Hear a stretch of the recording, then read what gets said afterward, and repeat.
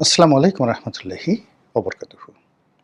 সম্মানিত দর্শক, চলতি জাতীয় সংসদের যে সমাপনী অধিবেশন, এখানে অনেকগুলো তাৎপর্যপূর্ণ ঘটনা ঘটে গেছে। সরকারি দল এবং বিরোধী দল যে ভাষায় কথা বলেছেন, সেই ভাষায় কথা বলার মধ্যে আগামী দিনে রাজনীতি কেমন যাবে এবং আমাদের যে রাজনৈতিক ভাগ্য, এটির হাল হকিকত কী, সেই বিষয়গুলো ফুটে উঠেছে। সেই বিষয়গুলো নিয়ে আলোচনা করব, কিন্তু তার আগে খুব দুটো হালকা বিষয় নিয়ে আলোচনা করি। প্রথম বিষয় হলো যে সংসদে যথেষ্ট উত্তেজনা ছড়িয়ে পড়েছিল। জনাব ফজলুর রহমান, বীর মুক্তিযোদ্ধা জনাব ফজলুর রহমান, তার যে বক্তব্য, সেই বক্তব্যের প্রেক্ষিতে জামাতের যারা সংসদ সদস্য তারা রেগে মেখে একেবারে অস্থির। যেভাবে তার উত্তেজনা দেখিয়েছে, যেভাবে তারা লম্ফঝম্প করেছে, এটা জাতীয় সংসদের ইতিহাসে একেবারে নজিরবিহীন। যদি সরকারের সঙ্গে তাদের একটা সমঝোতা না থাকতো, তাহলে হয়তো তারা সেখান থেকে ওয়াক আউট করে বের হয়ে আসতো। ২ নম্বরে যেটি, সেটি হলো সরকারি দলেরই একজন নেতা, স্বরাষ্ট্রমন্ত্রী। তিনি আবার জাস্ট অনেকটা দুতিয়ালি করার মতো করে চেষ্টা করেছেন। সরকারি দলের সংসদ সদস্যকে সাপোর্ট না করে তিনি যেটা বলার চেষ্টা করেছেন যে অনেক বছর চলে গেছে। এখন মুক্তিযুদ্ধ নিয়ে, ৭১ ইতিহাস নিয়ে, এই বিষয়গুলো নিয়ে এত বাড়াবাড়ি করার কি দরকার আছে? চলুন আমরা এগুলো ভুলে গিয়ে এখন এই যে আওয়ামী লীগ আমাদের সাথে যে অন্যায় করেছে, এদেশ থেকে যে লক্ষ লক্ষ কোটি টাকা পাচার করেছে, তিনি স্পেসিফিকলি বলেছেন ২৪ লক্ষ বা ২৫ লক্ষ কোটি টাকা পাচার করেছে, এবং এটা ডে বাই ডে বেড়েই যাচ্ছে। স্বরাষ্ট্রমন্ত্রী যেদিন বললেন ২৪ লক্ষ কোটি টাকা পাচার করেছে আওয়ামী লীগ, ঠিক তার কয়দিন পরই আবার আরেকজন মন্ত্রী তিনি বললেন না, ৫০ লাখ কোটি টাকা আওয়ামী লীগ পাচার করেছে। তো এরকম চলছে, সরকারি দলদের মধ্যে চলছে। এর মধ্যে আবার বিরোধী দলীয় নেতা যিনি জামাতের সভাপতি জনাব ডক্টর শফিকুর রহমান,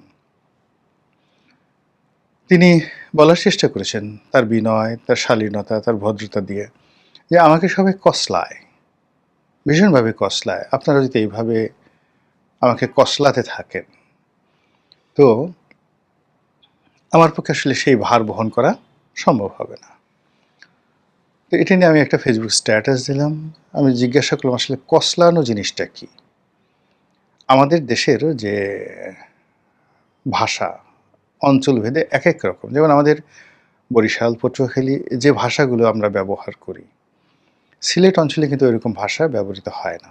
সিলেটের অনেক ভাষা যেগুলো আমাদের দেশে গালি, আমাদের অনেক ভাষা সিলেট অঞ্চলে গালি। তো ঠিক কসলানো জিনিসটা বলতে কী বোঝায়?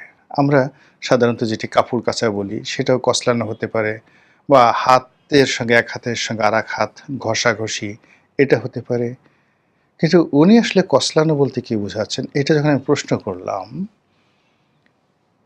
মানে রসিক বাঙালি, মানে একজনে সেই মন্তব্যের ঘরে যা লিখল, নাউজুবিল্লাহ মিন জালেক। আমি এটা বলতে পারবো না। আমাকে শুধু বললেন যে, "ভাই আপনাকে যদি কসলানি বুঝতে হয় তাহলে আর আর আর আর যেতে পারবো না, বাদ।" এই যে জিনিসগুলো হচ্ছে, তো এই জিনিসগুলো সংসদে হয়েছে, এবং সেই সংসদের যতটা কথাবার্তা, সেই কথাগুলোর মধ্যে দুটো কথা। প্রধানমন্ত্রী বলেছেন যে খুব বিনয়ের সঙ্গে তার যে চেয়ারটি, সংসদ নেতার চেয়ারটি, সেটি দেখিয়ে বলেছেন যে এই চেয়ারটির অনেক গরম। আর এই চেয়ার তাকে বলেছে যে তিনি সবসময় পপুলার বা পপুলিস্ট কথাবার্তা, অর্থাৎ জনতুষ্টিমূলক কথাবার্তা, জনগণ যেটা খুশি হবে, প্রচুর হাততালি দেয়া হবে, এই ধরনের কথাবার্তা তিনি বলতে পারেন না।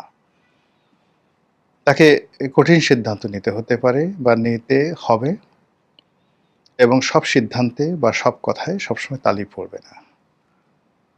তার এই বক্তব্য নজিরবিহীন বক্তব্য।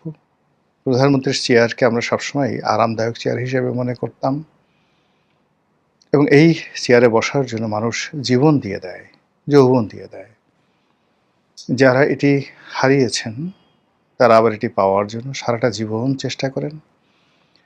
আর যাদের পাওয়ার সাধ্য থাকে না বা সম্ভব হয় না, তারা ওই চেয়ারে বসার যে স্মৃতিগুলো, সেগুলো সারা জীবন ধারণ করেন বুকে, হৃদয়ে, মস্তিষ্কে, এবং যখনই সুযোগ পান বলে বেড়ান যে আমার এরকম একখানা চেয়ার ছিল। তিনি কোনো কারণে মরে গেলে তার আত্মীয়স্বজনও বলেন যে আমার বাবার, আমার দাদার, আমার পরদাদার একটা চেয়ার ছিল, যে চেয়ারটির নাম হলো প্রধানমন্ত্রীর চেয়ার। শেরে বাংলা একে ফজলুল হক, আতাউর রহমান খান, শাহজিউর রহমান, মিজানুর রহমান চৌধুরী থেকে শুরু করে যারা যারা অতীতে প্রধানমন্ত্রী ছিলেন এবং প্রয়াত হয়েছেন, তাদের সবার আত্মীয়স্বজন এখনো বলে বেড়ান যে ওই রকম, মানে ওই আমলে আমাদের দাদা বা আমাদের বাবা আত্মীয়, ওরকম আত্মীয় প্রধানমন্ত্রী ছিলেন। তো সেই প্রধানমন্ত্রীর চেয়ার নিয়ে অতীতে যারা ছিলেন তারা যে কথাগুলো কখনোই বলেননি, ঠিক সেই কথাটি বর্তমান প্রধানমন্ত্রী বলেছেন যে এই চেয়ারটি অনেক গরম। এখানে গরম শব্দটার পরিবর্তে আমার কাছে যেটি মনে হলো যে এখানে যদি এই চেয়ারের উত্তাপ অনেক বেশি। এখানে উষ্ণতা, উত্তাপ, গরম, এই বাংলা এই শব্দগুলোর অনেক পার্থক্য রয়েছে। আর সবচেয়ে ভালো হতো যে এই চেয়ারের গরম না বলে তিনি যদি বলতেন যে এই চেয়ারের যে ওজন, দায়িত্ব অনেক অনেক বেশি, যেটির ভারে আমি প্রতি মুহূর্তে নুয়ে পড়ছি। আমার কাছে মনে হচ্ছে যে আমি এই চেয়ারে বসিনি, চেয়ার আমার উপর বসেছে। ফলে এই চেয়ারের ওজন আমার শরীর, আমার মন, আমার মস্তিষ্ক প্রতিটি মুহূর্তে বহন করে চলছে। এই চেয়ারে বসার সঙ্গে সঙ্গে আমি জনগণের কথা শুনতে পাই। এই চেয়ারের বসার কারণে জনগণের সঙ্গে আমার যে আত্মিক একটা সম্পর্ক তৈরি হয়েছে, সেই জনগণের হাসি, কান্না, প্রেম, ভালোবাসা, এ সকল জিনিস আমার যে প্রাকৃতিকভাবে আমার কর্ণকুহরে চলে আসে, আমাকে সবসময় জাগিয়ে রাখে, আমাকে সবসময় কিছু করতে বলে। আমি এই চেয়ার আরামকে দ্বারা নয়, আমরা এখানে বসতে পারি না। এরকম যদি হতো কথা আরও সুন্দর হতো, কিন্তু যখনই এই চেয়ার অনেক গরম। এখন গরম চেয়ার বলতে যেটি বোঝায় সেটি হলো এটির অনেক পাওয়ার, এটির ভোল্টেজ অনেক বেশি। এখানে বসা যেন তেন লোকের কর্ম নয়। এখানে বসতে হলে শরীরে আপনার একটা হিট প্রুফ অবস্থা থাকতে হবে, ইত্যাদি ইত্যাদি অনেক রকম। তো যার জন্য তার এই যে বক্তব্য, সেই বক্তব্য নিয়ে ইন্টেলেকচুয়াল লেভেলে আলাপ আলোচনা হচ্ছে যে প্রধানমন্ত্রী এত শব্দ রেখে কেন গরম শব্দটি ব্যবহার করলেন। আর যারা আমজনতা তারা বলার চেষ্টা করছেন হায় হায়, এত সুন্দর প্রধানমন্ত্রী তার হন না। অতীতে কোনো প্রধানমন্ত্রী তো তার এই চেয়ারের কথা বলেননি। তারা চেয়ারের ধারে কাছে যাননি, বরং চেয়ারে বসে এমনভাবে দুলেছেন, এমনভাবে হেলেছেন, মনে হয় যেন চেয়ারটা তাদের 14 জন্মের মালিকানায় ছিল। এটা কেবলই মাত্র তাদের বংশ পরম্পরায় তারাই এখানে বসবে। কিন্তু এটা যে একটা রিভলভিং চেয়ার, এটা যে ঘুরতে থাকে, এটি যে একটা অস্থির চেয়ার, এবং এই চেয়ার কখনো কারো প্রেমে পড়ে না। এই চেয়ারের প্রেমে সবাই পড়ে, কিন্তু এই চেয়ার কখনো কারো প্রেমে পড়ে না। এ চেয়ার নিষ্ঠুর, এ চেয়ার বেয়াদব, এ চেয়ার কোনো পদার্থ নয়, অপদার্থ। কাজেই এইরকম একটি চেয়ারে বসা এবং সেটার রেফারেন্স জনগণের সামনে তুলে ধরার জন্য যারা এই প্রধানমন্ত্রীর ভাষণ লিখেছেন, সেই ভাষণটি আরও পরিশীলিত হতে পারত। বাংলা বর্ণের যে ব্যঞ্জনা, এটি আরও সুমধুর হতে পারত। তবুও প্রধানমন্ত্রী এটা বলেছেন, এবং যে কারণেই হোক না কেন এই অভিব্যক্তিটি তিনি প্রকাশ করার চেষ্টা করেছেন তার লোকজনের মাধ্যমে, এটা একটা ভালো লক্ষণ। এই গেল এক। 2 নম্বর হলো স্বরাষ্ট্রমন্ত্রী জনাব সালাউদ্দিন সাহেব। তিনি নিদারুণ কৌতুক, এমনি তাকে দেখে সবসময় খুব সিরিয়াস মানুষ মনে হয়, কিন্তু তিনি রসিক, এমনি বেসিক্যালি রসিক, ওয়েল বিহেভড।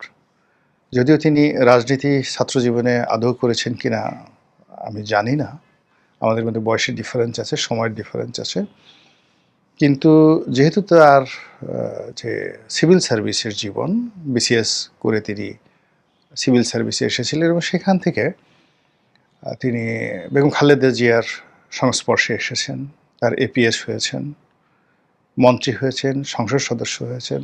ইট সিমস যে তার অবশ্যই একটা পলিটিক্যাল উইল আছে, পলিটিক্যাল কোয়ালিটি আছে এবং বিহেভিয়ার যেটা তার ব্যবহার, সেটা সবাইকে যে ছাত্র রাজনীতি করতে হবে, সবাইকে যে মাঠে রাজনীতি করেই মন্ত্রী এমপি হতে হবে, নট লাইক দ্যাট। যে কোনো মানুষের মধ্যে যদি লিডারশিপ কোয়ালিটি থাকে, তিনি সিভিল সার্ভিসে থাকেন, মিলিটারি সার্ভিসে থাকেন, কবি হন, সাহিত্যিক হন, এটা কোনো ব্যাপার নয়। ধরুন অনেক বড় বড় সাহিত্যিক, যেমন ট্রটস্কি, আপনার নাম শুনেছেন, ট্রটস্কি খুব বিখ্যাত সাহিত্যিক ছিলেন, কিন্তু রাশিয়ার যে বিপ্লব, ভ্লাদিমির লেনিন, ইলিশ ভ্লাদিমির লেনিন, তারপর স্ট্যালিন, জোসেফ স্ট্যালিন এবং ট্রটস্কি, এই তিনজনের সম্মিলিত, এর মধ্যে ট্রটস্কি ছিলেন অ্যাবসলিউটলি একজন রাজনৈতিক নেতা। তো কাজেই যে কোনো পেশা থেকেই যে কোনো মানুষ রাজনীতিতে আসতে পারে যদি তার মধ্যে লিডারশিপ কোয়ালিটি থাকে। সালাউদ্দিন সাহেব সেই দিক থেকে সিভিল সার্ভিস থেকে আসা একজন রাজনীতিবিদ। তো তিনি যে কোনো কারণে হোক না কেন গত এই ২ বছরে, অর্থাৎ ডক্টর মোহাম্মদ ইউনূস শেখ হাসিনার পতনের পর এবং ডক্টর মোহাম্মদ ইউনূসের জামানাতে তিনি হঠাৎ করে আমাদের রাজনীতির যে আকাশ, সে আকাশে বিএনপির নক্ষত্র রূপে বা বিএনপির সূর্য রূপে বা বিএনপির চাঁদ রূপে আমাদের সামনে আবির্ভূত হলেন। এমনিতেই তার চেহারায় একটা চাঁদের জ্যোৎস্নার ছাপ আছে, গোলাকৃতি মুখ এবং অসম্ভব সুদর্শন একজন মানুষ। গায়ের রঙও ভালো, লম্বা চূড়া, অ্যাভারেজ বাঙালির যে চেহারা ছিল তার সাথে তিনি একটু ব্যতিক্রম। না ইরানিয়ান, না পাকিস্তানি, না ভারতীয়, না বাংলাদেশি, সব মিলিয়ে একজন অনন্য সেই চেহারার অধিকারী।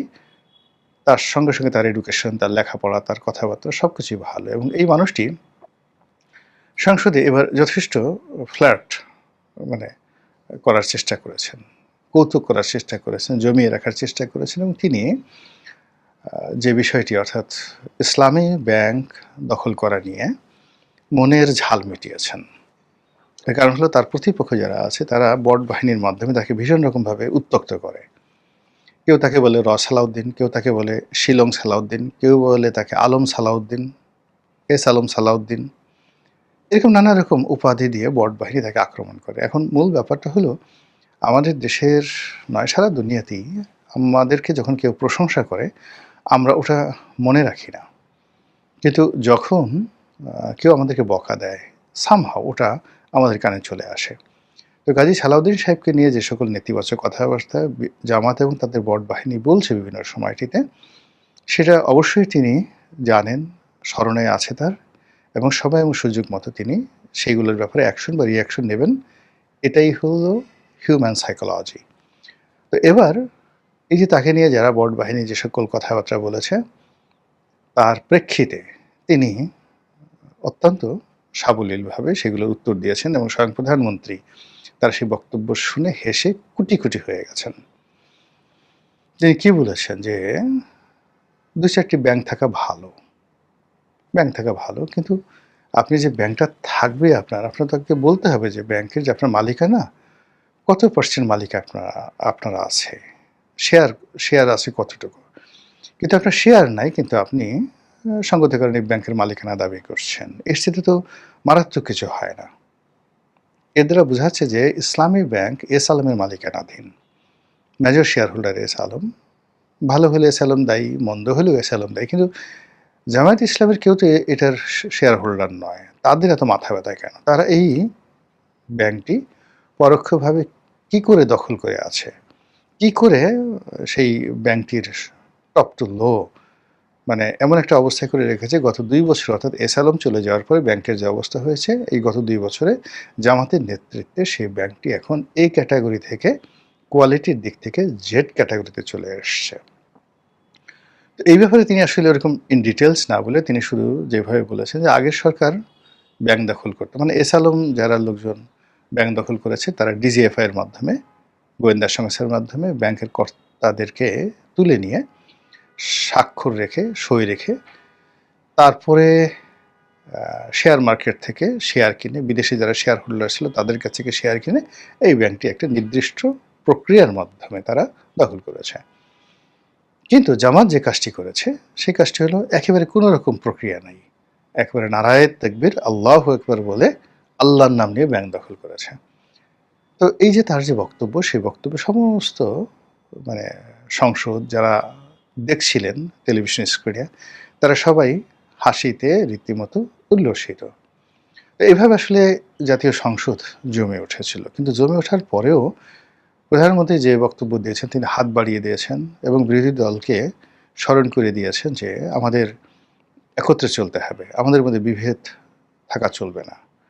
এটিও কিন্তু নজিরবিহীন এবং তার এই বক্তব্য দ্বারা শান্তিপূর্ণভাবে সংসদ যেভাবে শেষ হয়েছে, এতে করে যারা বাইরের মুখরা তারা বলার চেষ্টা করছেন যে এটা একটা সমঝোতার সংসদ।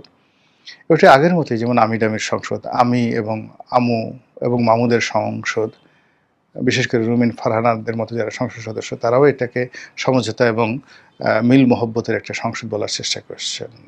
এটা কতটা মিল মহব্বতের, কতটা আমির আমির সংসদ কিংবা কতটা গৃহপালিত সংসদ, এটা হয়তো সামনে বোঝা যাবে যখন সমঝোতার বিষয়গুলো নিয়ে টানাটানি শুরু হবে। অতীতে যারা গৃহপালিত বিরোধী দল ছিলেন, যেমন আসম আব্দুর রব ছিলেন, এরশাদের জাতীয় পার্টি ছিলেন, তারা মূলত প্রথমে তাদেরকে নির্বিষ শক্তিহীন করে দেওয়া হয়েছিল। আর সরকারি দল এতটা শক্তিশালী হয়ে পড়েছিল যে সেখানে আসলে সরকারের সঙ্গে সমঝোতা করা ছাড়া, আনুগত্য করা ছাড়া, তাদের গৃহপালিত হওয়া ছাড়া তাদের কোনো উপায় ছিল না। কিন্তু এখানে জামাত এবং এনসিপির বিষয়টি ভিন্ন। স্টিল তাদের মাঠে যথেষ্ট শক্তি আছে, পকেটে টাকা আছে এবং তারা মনে করে যে ঢাকা শহরে 50 লাখ লোক তারা যে কোনো সময় জড়ো করে সরকারকে ফেলে দিতে পারে। তো কাজেই এখানে যে সমঝোতার শর্ত, সেই সমঝোতার শর্তগুলো অক্ষরে অক্ষরে পালিত হতে হবে। সেটা যদি পালন করা না হয়, সেক্ষেত্রে প্রধানমন্ত্রী যতই বলেন না কেন যে আসেন আমরা একত্রে কাজ করি, আসলে একত্রে কাজ করা যাবে না। দেশ ভালো চলুক, আপনারা সবাই ভালো থাকেন, মহান আল্লাহ আমাদের সবাইকে হেদায়েত এবং হেফাজত করুন। আসসালামু আলাইকুম ওয়া রাহমাতুল্লাহি ওয়া বারাকাতুহু।